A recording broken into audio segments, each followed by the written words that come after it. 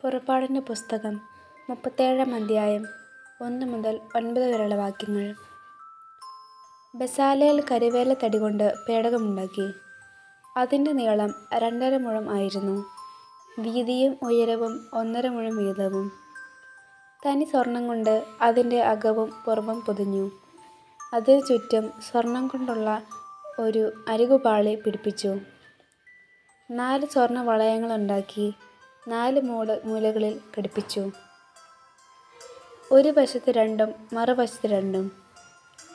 അവൻ കരിവേല തടി കൊണ്ട് തണ്ടുകളുണ്ടാക്കി സ്വർണം കൊണ്ട് പൊതിഞ്ഞു. പേടകം വഹിക്കുന്നതിന് അതിൻ്റെ വശങ്ങളിലുള്ള വളയങ്ങളിലൂടെ തണ്ടുകൾ കടത്തി. തനി സ്വർണം കൊണ്ട് കൃപാസനം നിർമ്മിച്ചു. അതിൻ്റെ നീളം 2.5 മുഴവും വീതി 1.5 മുഴവുമായിരുന്നു. കൃപാസനത്തിൻ്റെ 2 അഗ്രങ്ങളിൽ സ്ഥാപിക്കാൻ സ്വർണ്ണ തകിട് കൊണ്ട് 2 കേരൂബുകളെ നിർമ്മിച്ചു. 2 അഗ്രങ്ങളിലും 1 വീതം കൃപാസനത്തോട് ഒന്നായി ചേർത്താണ് അവയെ നിർമ്മിച്ചത്. കേരൂബുകൾ മുകളിലേക്ക് ചിറകുകൾ വിരിച്ച് കൃപാസനത്തെ മൂടിയിരിക്കുന്നു. കൃപാസനത്തിലേക്ക് തിരിഞ്ഞ് അവ മുഖാമുഖം നിലകൊണ്ടു. ദൈവമായ കർത്താവിന് സ്തുതി.